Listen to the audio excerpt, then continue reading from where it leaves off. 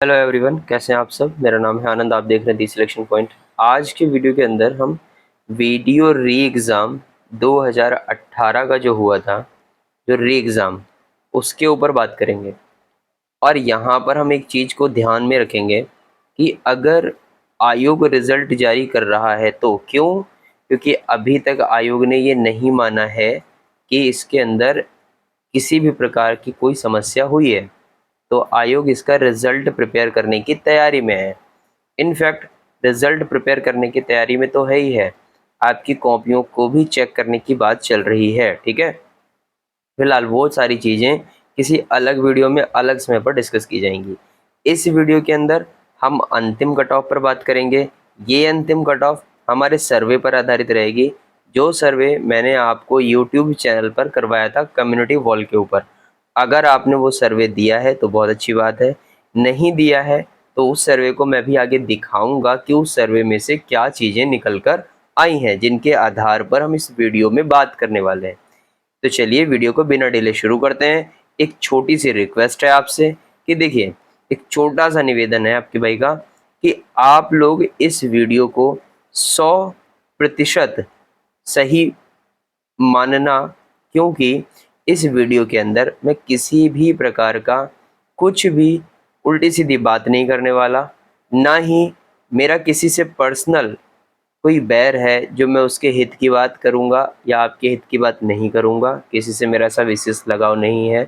हाँ, चूँकि एक आप अभ्यर्थी हैं और जो चीज़ें हुई हैं, जो फैक्ट सामने निकल कर आए थे, उन सब पर हम बात करेंगे। और इस वीडियो के अंदर हम केवल और केवल अपने जो सर्वे को हमने कंडक्ट कराया है, उस सर्वे को ही 100% सही मानेंगे, जिसके बेस्ड पर मैं इस कट ऑफ को प्रिडिक्ट करूँगा।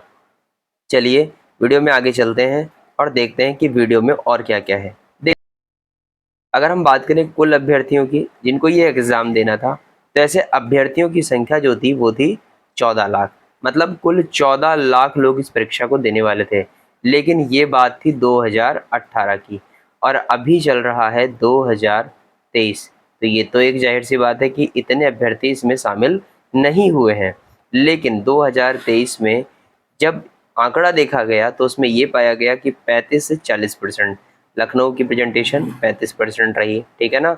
लेकिन फिर भी जब आंकड़े पता चले तो ये बताया गया कि लगभग 40% लोगों ने ये पेपर दिया है। फिर थोड़े दिनों में ये भी पता चल गया कि 40 नहीं, लगभग 5,10,000 विद्यार्थियों ने परीक्षा दी है। तो एक चीज़ हमें पता चल गया कि जो हमारा आंकड़ा तय होगा वो 5,10,000 का आंकड़ा तय होगा। अब ये 5,10,000 अभ्यर्थी जिन्होंने परीक्षा दी है, हम इन्हीं को अपना बेस मानेंगे। और चूँकि आपको पता है कि चैनल जो है वो बहुत छोटा है अभी, और इस छोटे से चैनल पर मैं आपसे ये तो नहीं कह सकता हूँ कि हमारे पास 1,00,000 वोट आ गए हैं, लेकिन हमारे पास जो भी वोट आए हैं उनको बेस मानकर मैं चीज़ों को आपके सामने रखूँगा। चलिए अब देखिए क्या हुआ कि एक बहस छिड़ी कि कौन सी शिफ्ट हार्ड थी।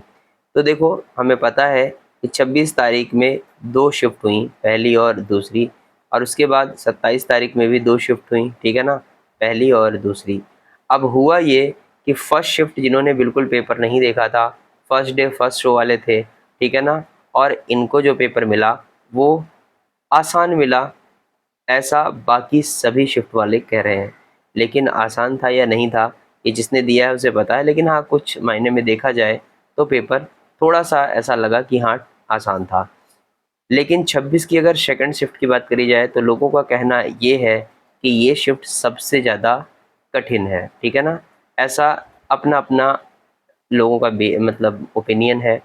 27 वालों को, फर्स्ट शिफ्ट वालों को, कुछ को हार्ड लग रहा है, कुछ को सेकंड शिफ्ट को हार्ड लग रहा है। तो देखो, हम ये मान सकते हैं थोड़ी देर के लिए कि 26 की शिफ्ट आसान थी फर्स्ट वाली, बाकी सारी उसकी तुलना में कठिन शिफ्ट थी। तो पहली शिफ्ट आसान होने का मतलब ये होता है कि किसी ने परीक्षा नहीं दी है, अभी तक देखा नहीं है पेपर, उसके बाद चीज़ें सामने आ जाती हैं। दैट्स वाई थोड़ा सा पेपर को टफ रखा जाता है। लेकिन ऐसा कब किया जाता है? ऐसा तब किया जाता है जब नॉर्मलाइजेशन की बात होती है। ठीक है ना, अगर कहीं पर नॉर्मलाइजेशन की बात हो रही है और तब ऐसा हो रहा है तब ठीक है। अगर नॉर्मलाइजेशन की बात नहीं की जा रही है और तब भी ऐसा किया जा रहा है तो वो स्टूडेंट्स के साथ गलत होता है, ठीक है। या तो फिर आप एक ही शिफ्ट के अंदर सारा पेपर कंडक्ट करवा लो, ठीक है ना, तब ऐसा हो सकता है। लेकिन ऐसा तो हुआ नहीं, पेपर कराया गया मल्टीपल शिफ्ट के अंदर और शिफ्ट में भी हार्ड और टफ का इशू बन गया। तो क्या ऐसी सिचुएशन में नॉर्मलाइजेशन होगा? तो शिफ्ट हार्ड का अगर मामला देखा जाए तो मैंने आपको क्लियर कर दिया है।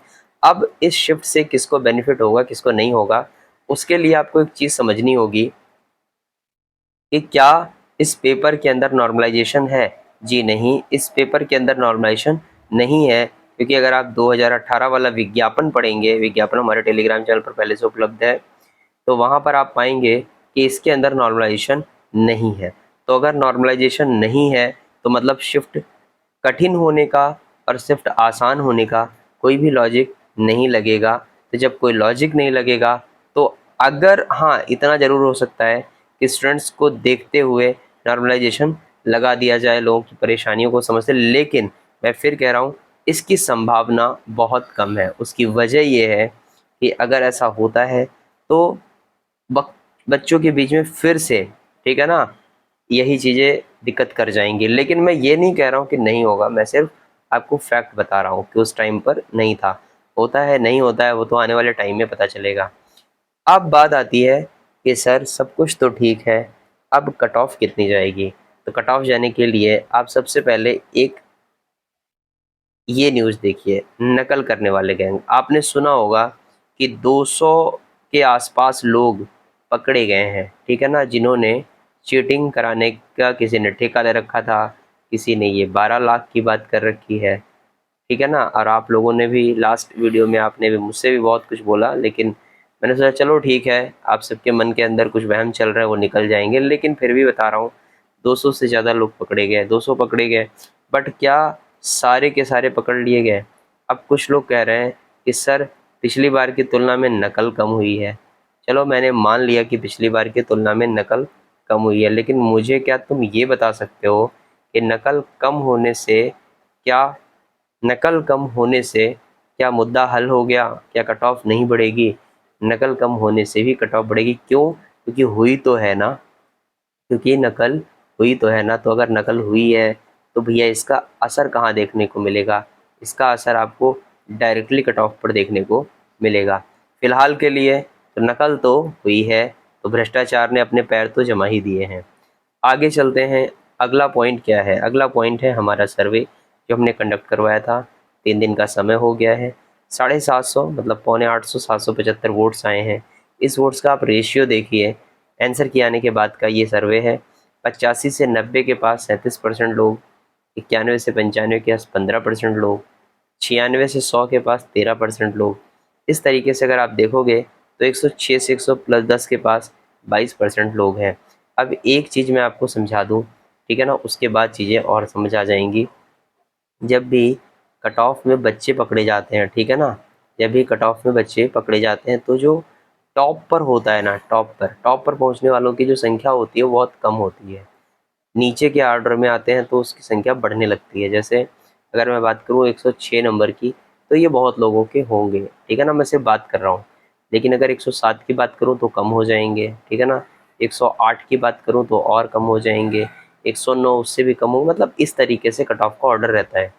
तो यहाँ पर जो मैं आपको समझाना चाह रहा हूँ वो मैं ये समझाना चाह रहा हूँ कि देखो, जैसे ही कट ऑफ की बात की जाएगी, अब क्या होगा, हमने ये देखा कि हमारे पास जो कट ऑफ आई है उसमें 106 से 110 या फिर 110 प्लस के पास 22% लोग हैं। देखो ये मत सोचना कि मैं झूठ बोल रहा हूँ, ये कट ऑफ ये जो सर्वे है वो आप ही लोगों ने दिया है। एक चीज़ और, ऐसे भी टॉपर्स हैं जिन्होंने मैसेज कर रखे हैं कि सर मेरे लगभग लगभग 224 नंबर बन रहे हैं। आप कमेंट सेक्शन के अंदर भी पढ़ सकते हो, कोई कह रहा है सर मेरे 227 नंबर बन रहे हैं, ठीक है ना।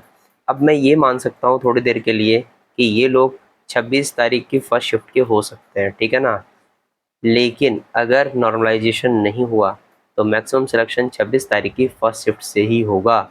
ये भी बिल्कुल सही है, ठीक है ना। लेकिन ये तब होगा जब कहीं भी कुछ भी गड़बड़ी नहीं हुई होगी, फिर भी सिलेक्शन 26 तारीख की शिफ्ट से ज़्यादा होंगे। क्यों? क्योंकि देखो यार, अगर नॉर्मलाइजेशन की बात करूँ, नॉर्मलाइजेशन में क्या होता है, नंबर बढ़ेंगे, वही आपके मान लो 2 3, ठीक है, मैं मान लेता हूँ 4 नंबर बढ़ जाएंगे। 5 बढ़ जाएंगे। लेकिन पेपर टफ आने से जो पेपर के अंदर बैठ के पेपर को करने की एबिलिटी होती है वो कम हो जाती है। जब टफ पेपर आता है तो आपका दिमाग ज़्यादा उलझ जाता है। इन 2-3 नंबरों से कुछ नहीं होगा। मान लो इन 2-3 नंबरों की जगह 2-3 क्वेश्चन होते, आप सोच के देखो, एक क्वेश्चन 2 नंबर का तो मतलब 8 नंबर का अंतर पड़ा। मतलब किसी ने आपसे 8 नंबर ज़्यादा पाए हैं और आपको एवरेज बराबर करने के लिए 3 नंबर दे दिए गए। तो ये कोई नॉर्मलाइजेशन नहीं हुआ, ठीक है ना। नॉर्मलाइजेशन कोई बहुत अच्छी चीज़ नहीं होती है, ठीक है। आई होप कि जो मैं आपको समझाना चाह रहा हूँ वो आप समझ पा रहे होंगे। तो मेरे भाई जो कट ऑफ है अब वो कितनी जाएगी, तो चूँकि मैंने आपसे सर्वे कंडक्ट करवाया है तो मैं आपसे कहने वाला हूँ कि कट ऑफ 106 जो मिनिमम आया है यही जाएगी, ठीक है ना। तो अगर आपके पास 106 नंबर्स हैं, ठीक है ना, मैं यूआर की बात कर रहा हूँ, यूआर में अगर आपके 106 के आसपास है, लाइक 106 का हो गया 212 नंबर। अब अगर आपके पास 212 से 212 मान लेते हैं कि यहाँ पर मैं -2 कर देता हूँ और +2 भी कर देता हूँ। तो अगर आपके इतने नंबर बन रहे हैं, देखो फिर मैं कह रहा हूँ ये तब है जब 100% सब कुछ सही है, ठीक है ना। क्यों? क्योंकि अगर थोड़ी सी भी चीज़ें हो, अच्छा कुछ लोगों को लग रहा होगा सर मेरी शिफ्ट के अंदर जो पेपर है वो करना कठिन था, 27 वाले में तो सर 27 तारीख में सर तो किसी के, कुछ लोगों के दिमाग में चल रहा होगा सर 27 तारीख में तो मेरे तो 100 भी नहीं बन रहे हैं। देखो मैं आपकी बात से सहमत हूँ कि आपके 100 नंबर नहीं बन रहे, 100 क्वेश्चन नहीं बन रहे हैं, लेकिन आपके साथ जो 26 के शिफ्ट वाले बैठे थे उन्होंने तो 110 बना रखे हैं ना। आप मुझे ये बताओ कि अगर आपके 100 नहीं बन रहे हैं और नॉर्मलाइजेशन नहीं होता है जो कि लिखा है नहीं होगा, तो आप बताओ फिर सिलेक्शन आपका होगा या इनका होगा? ऑब्वियस सी बात है इनका होगा, ठीक है ना। तो जो कट ऑफ होगी, कट ऑफ ये नहीं देखेगी आंसर की आपने मिलाई, आपको पता नहीं है नॉर्मलाइजेशन होगा कि नहीं होगा। दैट्स वाई मैं आपसे कह रहा हूँ कि 106 जो है वो बेस बन सकता है, मतलब कुछ नंबर आपको कट ऑफ के यहाँ देखने को मिल सकते हैं। एक बात और है, जैसे कि यहाँ पर कुछ बच्चों के डाउट्स होंगे कि सर मान लीजिए 212 आप कह रहे हो या 210 आप कह रहे हो, ठीक है ना। तो मान लो मेरे 208 हैं। देखो मेरे भाई, यार भगवान तो नहीं हूँ मैं, ठीक है ना, हर बार की तरह मैं फिर कह रहा हूँ कि ईश्वर तो हूँ नहीं मैं, लेकिन मुझे इतना पता है इस सर्वे के अकॉर्डिंग इतना बन रहा है कि भाई 112 नंबर है तो सिलेक्शन हो जाएगा, ठीक है ना। अगर आपका 108 पर हो जाता है तो बहुत अच्छी बात है। लेकिन अगर आप ये सोच रहे हो कि किसी भी हालत में कट ऑफ 200 चली जाएगी, नहीं जाएगी मेरे भाई, 200 कट ऑफ नहीं जाएगी। आप कहीं भी रिटर्न में लिख के रख लो, 200 कट ऑफ नहीं जाएगी। जो लोग भी आपको बता रहे हैं गलत बता रहे हैं, और नहीं बता रहे हैं तो अच्छी बात है, ठीक है ना।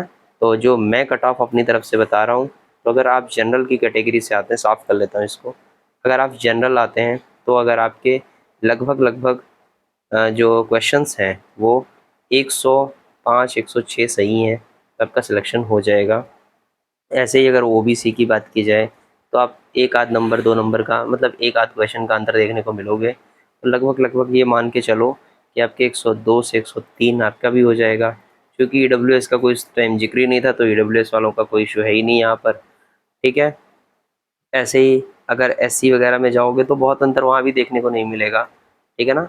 तो लगभग लगभग अगर 100 क्वेश्चन तुम्हारे बन रहे हैं तो तुम्हारा भी हो जाएगा।